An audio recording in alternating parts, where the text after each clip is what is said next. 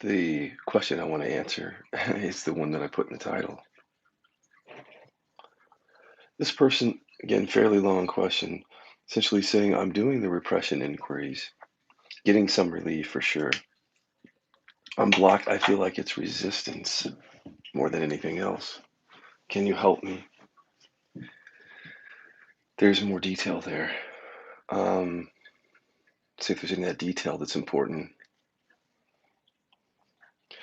I mean, the person's talking about a particular organ in the body. So, well, the liver. So they're saying that the liver hurts. And so they also have been to the doctor. And the doctor has said, hey, there's something going on with your liver, not cirrhosis, not a terminable, but something is going on down there. And then the person experiences pain there. But strangely, yes, exactly. The pain starts to get some relief as he's doing the repression inquiries. The question is, he can't go deep enough, he's saying. Essentially, he's blocked. Every morning, I get on here and I talk about this topic, and I, I'm wondering if people are thinking, why is he doing that? And I'll tell you why I'm doing that, because the topic that I'm talking about now is so important to give context around. And this is why I'm here every day, because there are people that I work with in sessions that it takes like 2 or 3 sessions for them to hear what I'm saying. Literally 2 or 3 sessions. And that's when they're working with me one on one. Of course, when they get it, they get it, and it clicks. So I'm aware that if I come on camera and I talk about this even every day, that people won't hear it and they won't hear all the nuances to it. This particular dimension of our work, when I say our work, I mean the Killaby inquiries, this particular dimension is what you would call emotional repression work. But it really, if you want to know what it's really about, it's about that chronic pain or the body contraction that you're carrying around. When I say body contraction, I mean that tight fisted stomach, the sternum that has all the energy in it, or massively contracted heart, or somewhat contracted heart, throat, head sensation. When I speak about it like that, it's basically all of you. And the reason I know that, or most of you, is because I work with people every day and I see what's going on in their bodies. So these repression inquiries are ways in which the Killaby inquiries we've gotten to be able to lift the emotional repression and trauma associated. We've done this for ourselves as facilitators. We are now working with people in the public. We are not making any promises. There's no promise of a cure here, but I will speak to you about what happened to me, and you can glean whatever you need to from me speaking about what happened to me. But this particular repression work, even once you learn how to do it, there are many ways in which the ego wants to bow out of it. And that's the resistance that this person's talking about. But even before the ego has a chance to bow out of it, you have to learn it. You have to do it. And if you don't do it, and if you don't do it in the way that I am saying, I can't, there's nothing I can say about that, about your exploration, because although I can't promise you relief, what happened for me is I had a medical condition, actually several, for which nobody that I've met at River recovers. So when I meet people with my condition, they're still in pain, and usually, not always, the pain gets progressively worse. I'm talking about disability, suicidal ideation, heavy narcotics. This is what people with my condition.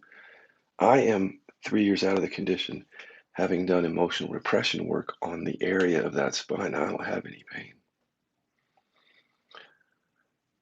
Something has happened. So I get on and I talk about it every day because I know that certain people are just catching wind of the conversation now.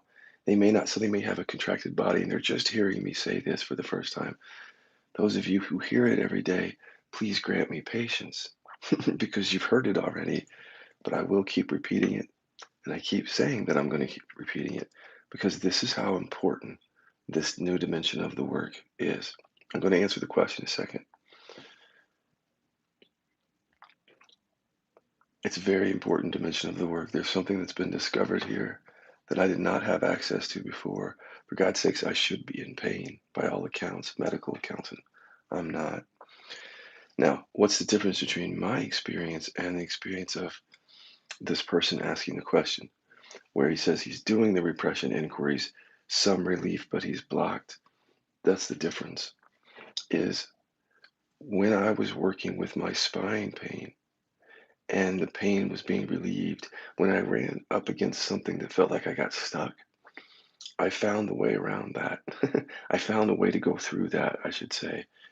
And this is all the sort of collective wisdom of the Kilby inquiries in this area, because I cannot convey all of that information in a video. I can't because I don't even know where you're blocked. I wouldn't even want to guess where you're blocked because there could be any number of places that you're blocked. So if you guys are going to send in those kinds of questions from now on, I think a little more detail would be like, when I get to this memory in my consciousness that seems hooked to the body contraction, I feel stuck. I can't go any further, or I feel overwhelmed, or those kinds of specific questions are easier to answer than just general statements of if you think that you're blocked. And of course, if you don't know why you're specifically blocked, then you wouldn't be able to say it anyway. So, but this gives me an opportunity why to talk about why I'm talking about this every day, because there are many blocks to this. This is what I've discovered. First, hear me out. Well, first of all, I'm going to go and answer the second question before I go into this conversation about being blocked and this deeper somatic work around pain and contraction. There's a reason for the blockage, a really good reason for being blocked or being resistant.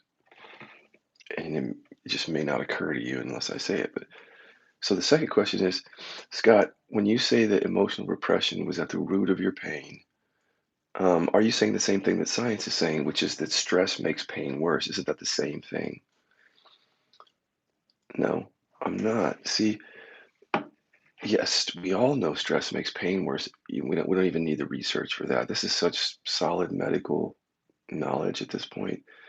And then you don't even have to read any studies, because if you have a painful area, you can tell that when you're stressed out during a certain part of the day or a day, that the pain is worse. So we already know that stress affects that, and we've known that, and that's not anything new. What I'm saying is that there's been a line of studies and research in the last 10, 15 years. I've posted this research on Facebook.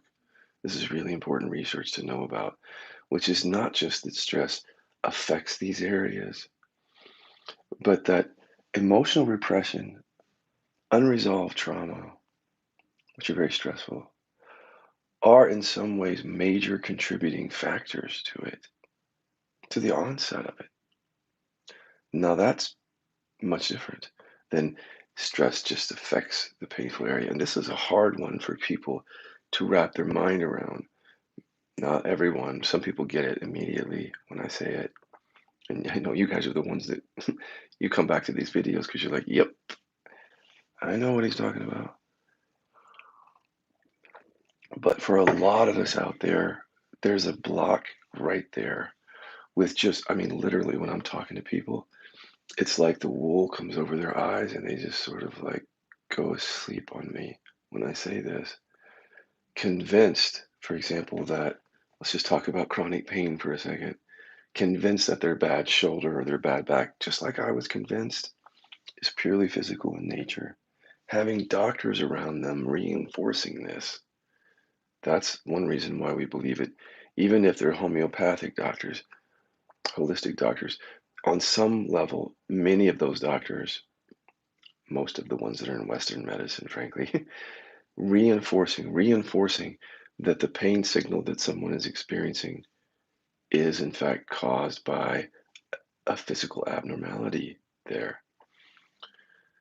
This is where people get lost, and they're not going to hear this message. And if it is emotional repression, you could suffer for a long time not hearing this one.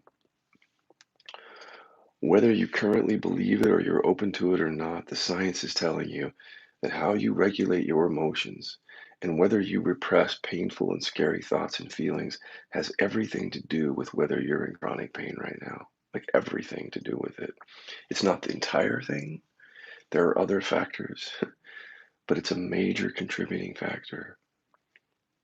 So knowing that is important. Just know the science is telling us this now. And then here comes Scott Kiloby saying 2017 started the onset of a very serious chronic pain condition in the spine, very similar to the kinds of conditions that are studied by Dr. John Sarno. John Sarno wrote some books in which he listed a number of physical conditions, chronic pain areas, things that you and I hear about every day. Uh, just these conditions that people all over the world are suffering with. He went through a list of those. He's a doctor, very intelligent, and he established that why and how these illnesses, these conditions actually, the pain signal for them is not actually being, it's not actually about a physical abnormality, the pain signal. The pain signal is there as a result of emotional repression, things like buried rage, buried fear, and unresolved trauma.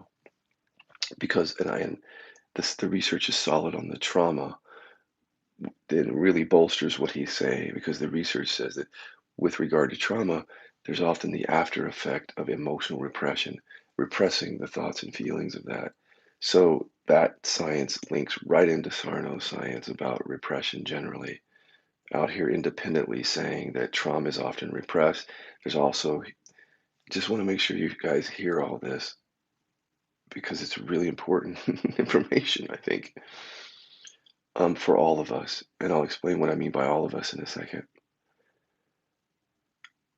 Um, so this is the first block. Let me just get to the point here. The first block is the block that I experienced. Okay, even with my openness towards the idea that just my own realizations, the Eastern traditions and teachings that I've been involved with, even to the extent that I'm open to that, I was blocked around this because I was surrounded by doctors and surgeons who were not aware of the new science. These are from sort of like the old school, where they're still treating all these chronic pain situations as having a physical origin. So, in addition to all the cultural upbringing I got around science that says the mind and the body are not connected, which is now ridiculous to me that we could be duped like that. But so growing up in a culture, a society, a world which has essentially divided the mind and the body off and created an entire science around treating the body as independent. So I go into these doctors, they're doing what the old school does, is treating the body as independent, not asking me any questions about anything that might be connected in the mind, including the unconscious mind, not having any knowledge of these new studies. Or if they know about these new studies, they don't know what to do with them because these new studies are talking about emotional repression and trauma, and that's outside the scope of these doctors' license. They don't know what to do with that, many of them, most of them. So here we are. I'm in the, just like with many people, I'm getting to I'm really going to talk today about these blocks so you can hear them. And I'm going to refer people to this video here so that you can understand not only how rich this discovery is have been in my life and why I'm so enthused about it, but also the myriad number of ways in which we are blocked around this topic. I'm going to try to explain it even more. Because I had people surrounding me and because I grew up in a culture that still divided mind from body, when I had the spine condition, my doctor pulled up the MRI and said, "See, there's a physical abnormality there, Scott, right there. That's the cause of your pain." So then when I actually looked at the science and read Sarno's book, but actually looked at the new science, it didn't make sense what they were saying because that's not what the new science is saying. The new science is saying emotional dysregulation and emotional repression, unresolved trauma are connected to many chronic pain things. So on my own, without help from my doctors, I developed, refined, I should say, the inquiries that I was already using, the Kiloby inquiries that Dan McClintock and I developed. I started to use them towards repression. Okay. But the first thing that I had to do was get over this idea that this is physical because it's a major block. Because if you're listening to me now and your mind, listen, your mind is saying things like, yeah, well, that's great that Scott discovered that. However, I know mine's from my injury when I was 20, or I know that this is osteoporosis. It's great, Scott, that you had that discovery, but that was me. Okay. 2017, that was how I was thinking about it because everybody was telling me, including doctors, that it's physical. Now, here's the thing. Even Dr. Sarno, who led a lot of this research into emotional repression and trauma being a major contributing factor, he said that sometimes there's a traumatic injury. So you're in a car wreck, traumatic injury to the spine. The pain that you feel after that, even on a chronic level, may definitely be physical. But then he went into, again, a list of diagnoses that we are receiving that are chronic pain diagnoses. And he went very, not only did he have a high success rate treating people for chronic pain via emotional repression, but he was just a master at debunking some of the ongoing science around this, the old science around it, debunking it. This is, listen, hear me out here. Do this inquiry, and this is kind of a test to regarding what you believe. This is if you have chronic pain. I'm going to talk in a second about how this research and this work that we're doing is much broader than that. It goes into body contraction, we've talked about for years, but let's do a little test first. Is I want you just to feel into any area where you're experiencing chronic pain. And then as you're feeling into it, you're kind of testing out your belief system here. Just say this. This this is not physical, it has emotional roots. This pain isn't physical, it has emotional roots. Now, your brain knows what I'm asking. And so if you just listen quietly for that, no, or excuse me, it is physical. Some version of the belief system. First of all, let's call it, because we don't know. If you don't know with exact science what it is, it's a belief. Listen to the belief system that comes up and says, no, this isn't emotional. This isn't psychological. This is physical. If you're hearing that right now, you've got some work to do if you're going to open to this work because you have that first barrier, first block, which would keep you even from really hearing me. So if you have that particular block, a lot of what I'm saying will just go right past you because that belief system will shield you from even hearing it. Or you'll hear it, but you'll constantly be disagreeing, which is what I used to do. There's a set of inquiries that you have to do to get over that. Now, when I say get over that, that doesn't mean stop going to the doctor. What I tell people is do everything that your doctor is asking you to do. Everything. Nothing that I'm saying here should interfere with any medical advice or treatment or medication. Nothing. But I'm saying that in addition to that, what if? I mean, you already know that stress affects your chronic pain, so inquiry is going to be helpful. Just on old science, just the old science. The new science says, quite possibly, if it's not a real traumatic injury, that your chronic pain situation is more emotional in nature. But if you have a belief system that says it's not, you'll be closed off, blocked right at the get go. And that, for me, was a dangerous place to be. I can't say what it was for you, but when I believed that and I was trying to treat it as a physical thing and not getting any real solid relief, my options became limited.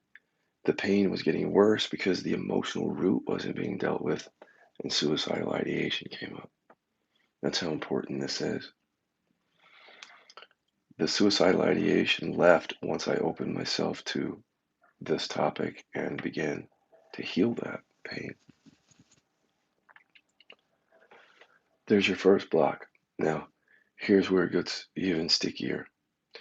What you'll find if you become open to this work is, and let me broaden the work now to say that it includes body contractions. So I've been talking about chronic pain, but I've taken the work to with people to work on body contractions, and the same principles are applying. And I've known this for years. If you've been following this work, you know that I've said for years that body contractions are the somatic culprit, if you will, behind our suffering, our traumas, our addictions, is that we hold energy in certain places. And I've called them contractions for years, and I still do. And then I've talked about doing inquiry that unravels those contractions by getting into and seeing the unconscious thoughts connected to it. This has been part of this work for a long time. What happened is that I went through the chronic pain situation, I that insight was completely reinforced. So I saw directly that the same kinds of things that make up contractions make up chronic pain, unless it's physical. And be careful with that belief system. So in discovering that, it's like, oh, it reinforced that this is somatic work, is what it is. The fact that it's been helping people with chronic pain does not limit it in any way. We're taking it into body contractions, and it's working really well. Um, so we just want to talk about blocks because if you don't see them coming, you can get snared into one very easily. Once then you get over the belief that it's just purely physical, because even the old science doesn't support the fact that those pain flare-ups are just physical.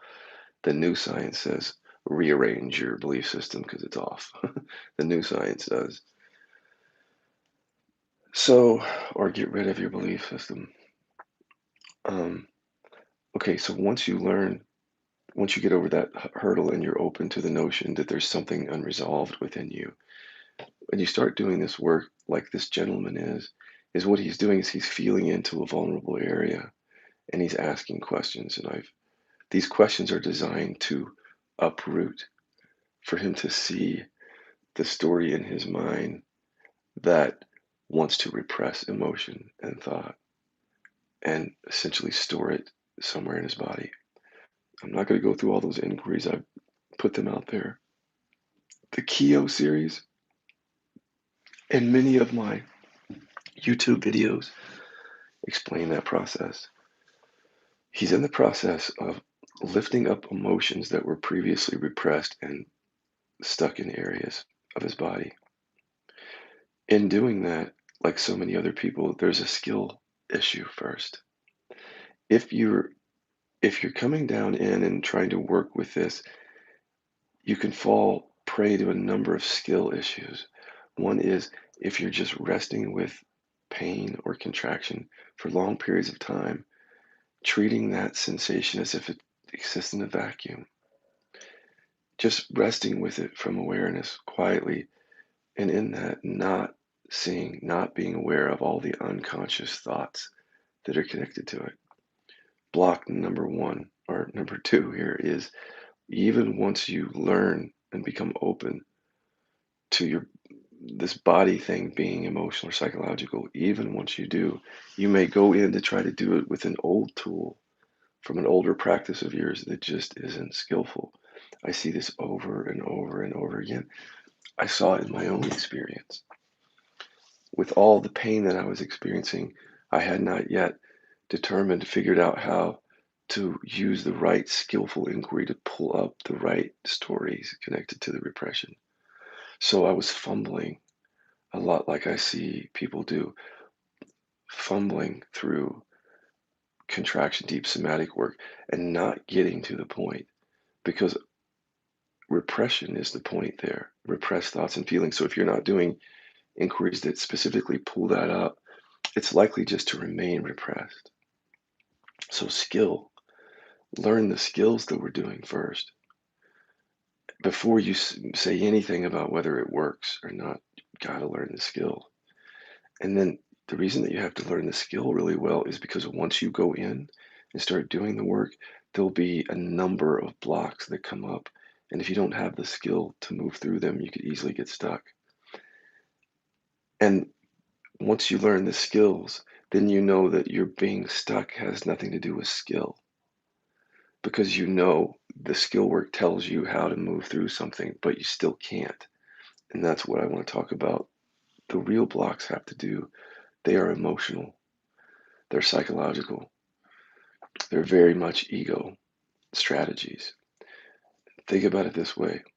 Even if you were able to pull a little bit of it up, a little bit of the story, there's a story in the mind, the unconscious mind that says, I don't want to feel the repressed thoughts and emotions in this area. I don't, there's literally a story in the mind like this that doesn't want to feel that and is very hell bent on not feeling it and not expressing it to others because the story says it was never safe to do that. But again, just knowing that intellectually just doesn't take you very far. You have to have the skill to pull up that thought stream. But even when you pull it up, what you're discovering when you pull it up is that that repression mechanism helped you survive when you were a kid. This is a really deeply ingrained psychological survival pattern, this repression of thoughts and feelings.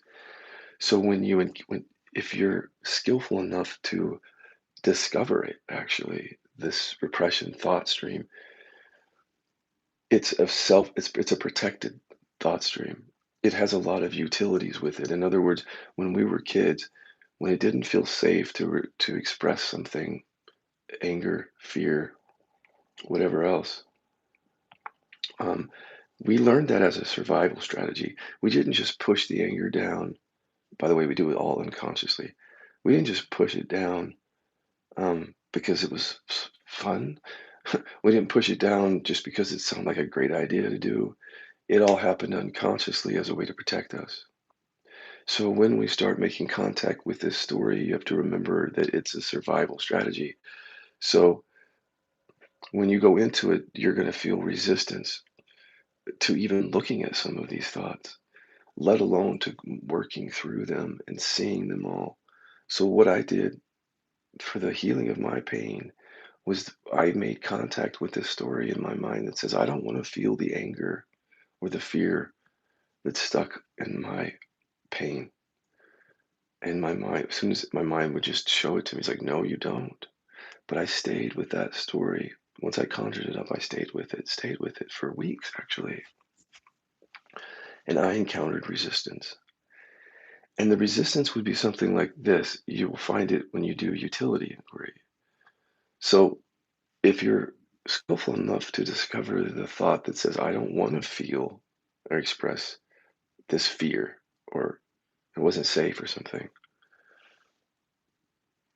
right right behind that is a usefulness for the belief. So the question is, what do I get out of believing that I don't want to express this fear, this anger? What am I getting out of it? What's the payoff? And here comes, oh, I hold this back to protect myself, to survive. It's not safe. Or I do this in order to, I did that to get love. Because if I would have showed anger, they would have disowned me. So I got love, I got approval this way.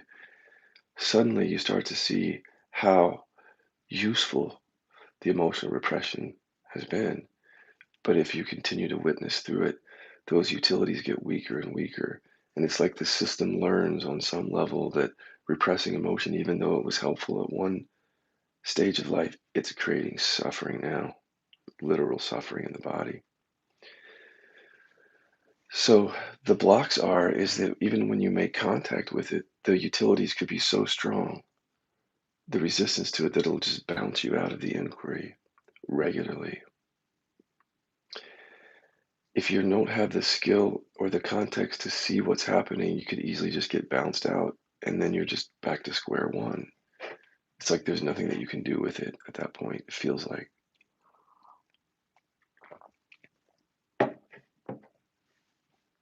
In addition to discovering these emotional repressions, you're likely to discover the trauma that science says is connected to it. And I'm talking about body contractions, not just pain.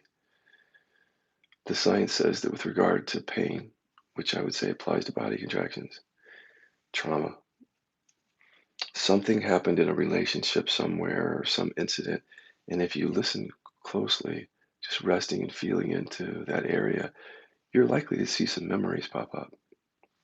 Those memories are like little doorways into seeing programs that you believe that are generally related to trauma in that relationship. And these programs remain unseen and they're velcroed to the painful area. So they're very much a culprit for why that pain, the science is telling us, the pain is doing this. When you make contact with these trauma responses, sometimes these are really powerful commands. You think about it this way: when someone is sexually abused as a child and it's happening to them in that moment, um, it's scary, and so they tuck away those emotions somewhere in order to survive, right? So when it comes up, when it comes time to look at this, even though they know that the sexual abuse was a source of suffering, it hides because it's been protecting us from dealing with it. So when you go into inquiry and you feel into a certain area, maybe most that you get is like these flashing images. And it's like you can't get behind them because it's part of the repression. If it weren't repressed, it would just flash up and give you all the information that you need, and then it would just fall away and never come back. But because it's repressed and unconscious, it just keeps coming back throughout your life if you're tuning in, but it doesn't give you much. So there's a block right there because when those come up, if you can't see the words that go with it, it just it doesn't get integrated and it continues to be connected to the area that's in pain. And then even once you do learn how, and one of the things you can do when these memories pop up is just say, what does this mean about me? And then you start to see words. But when the words come out, these words, like think about the sexual abuse thing, like the words could be that were repressed could be like, get off of me, like a very powerful trauma response, something like that, that's hooked into the picture of the sexual abuse. But now you've made contact with an old command in your system, like get off of me. And your system's not just going to let go of that thought easily because in the moment of the sexual abuse, that thought, that command was a survival command. So when you contacted an inquiry, it's not just going to want to show up over and over so you can just witness it. It's going to want to hide from you, and like it'll be hard to see it even if it's a strong command or strong words. It'll kind of want it. You'll always want to go somewhere else. This is the nature of repression. So having the skill and the context to deal with that when it comes up and having someone there to hold the space in the beginning is key. I know that many of you would like to start doing this work on your own, and many of you have. But what I'm telling you is that even with when I'm working with people one on one, they still fall prey to these traps, and I have to coach them through it. So I can't imagine that you're out there doing that, working through all of these traps. I mean, look, if you are, wonderful. I just support you in that. But it's these questions that tell me that you're getting stuck. So I just ask that you consider working with me for a short time. You don't have to do a lot of sessions or work with one of the facilitators that's trained in this, at least for a few sessions, so that they can hold the space. We can hold the space and show you how to move through this stuff.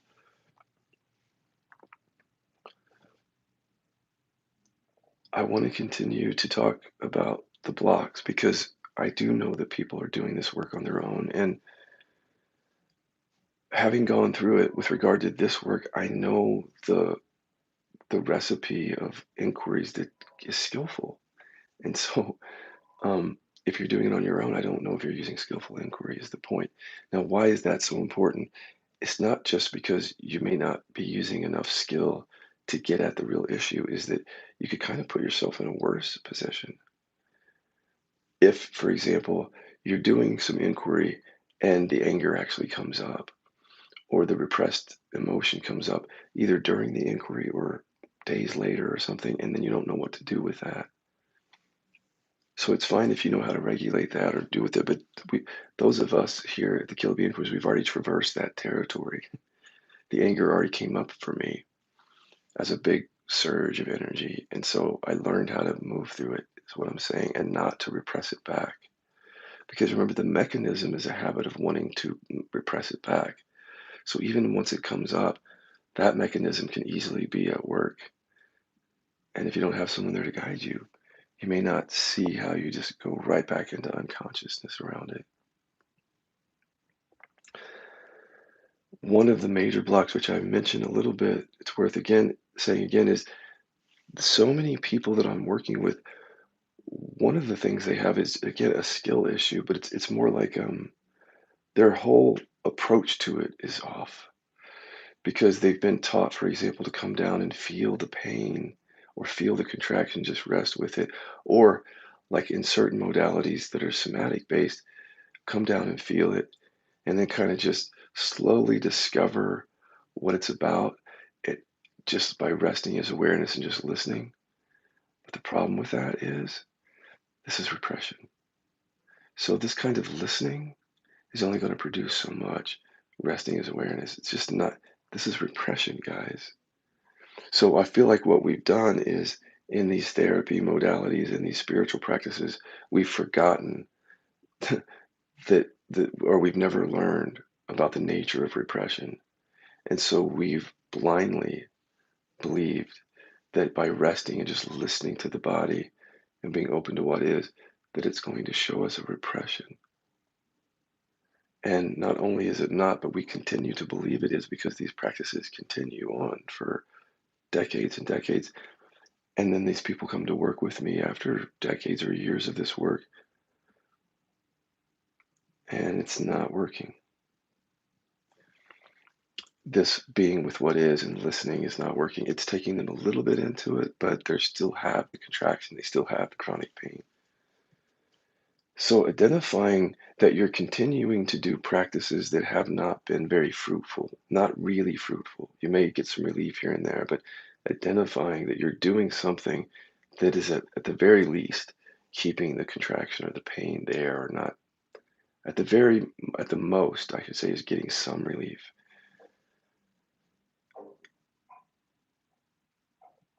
What I found about this contraction pain work is it's almost opposite of how people are normally working. So what they'll do is again they may start with the body and listen for the stuff, but then it doesn't really come because it's unconscious. They'll do that, or they'll just be watching thoughts that are already conscious, thoughts that are not really, and then something, and then they might feel the contraction, and then they come down and feel the contraction that comes up or the sensation that comes up when they see some of these thoughts, but just resting with the sensation, nothing really happens because there's just too much unconscious material in it. So even if you're able to witness a few conscious thoughts somehow, there's so much tied to it that remains unconscious that it just doesn't make much headway. So there's this whole process of like saying to people, okay, let's stop doing that now because it just isn't working. And then learning a new way, which is basically, if you hear me out, it should make sense. Whatever has been concretized, crystallized into this contraction of this painful area is not something that's conscious. It's not something that you're aware of. You don't really know what's in there. All you feel is a sensation. Science tells us essentially that there's repressed thoughts and emotions in your system. You can imagine, maybe you're even discovering those repressed thoughts and feelings are contained in those areas. Chronic pain, heart contraction, that's where that stuff is. So being able to lift it is to understand what happened. What happened was at some time in your life when some of those emotions began to arise or they were arising, there was a shutdown and a repression. And then all of that just got stored over time into some area. So where you want to go is you want to see the mind that did that. If you go to the body directly, it's not going to show it to you. It's just going to show you the contraction, the pain over and over again. If you start to unearth the thoughts, The right thoughts with the right inquiries, you'll make contact with the story in the mind. Remember, mind body connection. There's a story in the mind that says you're not going to feel it and gives you plenty of reasons for that. And as long as that story is operating, that's don't expect that contraction to dissolve because the story is very persistent. I've encountered it in inquiry. It's very persistent and it does its job of keeping the contraction from opening. So if you don't make contact and bring that story into awareness and let it dissolve, you may find that most of your attempts at working with the contraction just are not working very well because you're missing this unconscious. So there's a block right there. Another block is when the actual emotion comes up.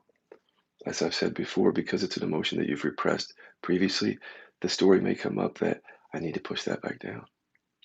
There are lots of reasons or places that people get blocked in this. And so this is why doing the work on your own can be tricky because you may not see the, I don't want to say progress, but that's what it is.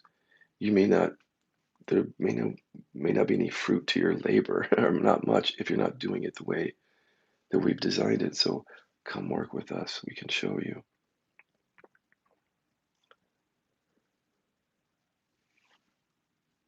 That's more explanation than I've ever given on the blocks. So I hope that helped. And if you find yourself in anywhere in that discussion, if I've said something and you go, yeah, I do that, then that's what I mean. That could be a block for you. So that if it is, it's going to be hard to hear what I'm saying. Like you're going to get stuck in that place, not able to move on. Final question in this area is here's someone who's doing the repression work and the pain is gone. So my sense is the person is doing it skillfully.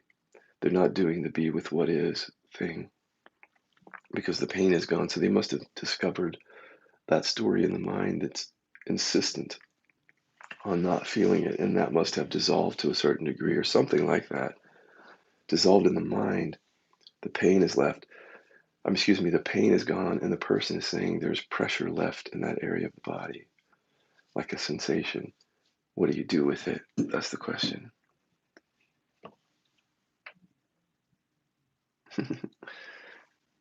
There's a question. I'm not going to answer that right now. When the pain is gone, well, for me, let me talk about my own experience. Once the pain signal was gone, there was still like a pressure, a sensation in my spine, and every now and then it was sort of just border on pain, like kind of wanting to send a pain signal. And I kept thinking, well, they're just maybe this is physical at this level, and of course maybe it could be, but I just continued in the same inquiry. Now that the pain signal was gone and there was just pressure there, I let that pressure area be the gauge that would help me pull up any further unconscious thoughts connected to it. So I'm not going to go into all those inquiries, but look, if there's something there to discover, find out. If it's just pressure, feel into it and ask some of the same questions because you may find that there are other layers there with regard to repression or trauma. When you get down to a sensation, when there's either no sensation or you get to a sensation that doesn't produce, you're using skillful inquiry, but it doesn't produce anything in the unconscious there, then there's nothing else to do there. Then you're done, and that maybe what could be left would be physical. But you have to be very careful because you'll think that you're done because the repression is hiding from you even more at that lower level or that base level of just that pressure. It can be even more nuanced than the stories that are attached to that. And if you're not tuned into them, still open to inquiry, that can remain, even though it might be partly emotional. I don't know if that's the situation for you. When I'm sharing, just imagine that I'm always saying, this is my experience. I'm sharing what happened with me. Whether that's going to be the case for you, you have to discover that. See, there's one thing about inquiry is that we go in to discover what is there, and then we work from there. We don't that's the key. You're going to have to do the work yourself to discover if there's anything connected to that pressure. Continue asking the same inquiries, and if you get responses, chances are there's something there. So hopefully, guys, I won't have to answer this question about blocks for a while. If someone asks me, I'm just going to refer them back to this video. I hope it helps or helped.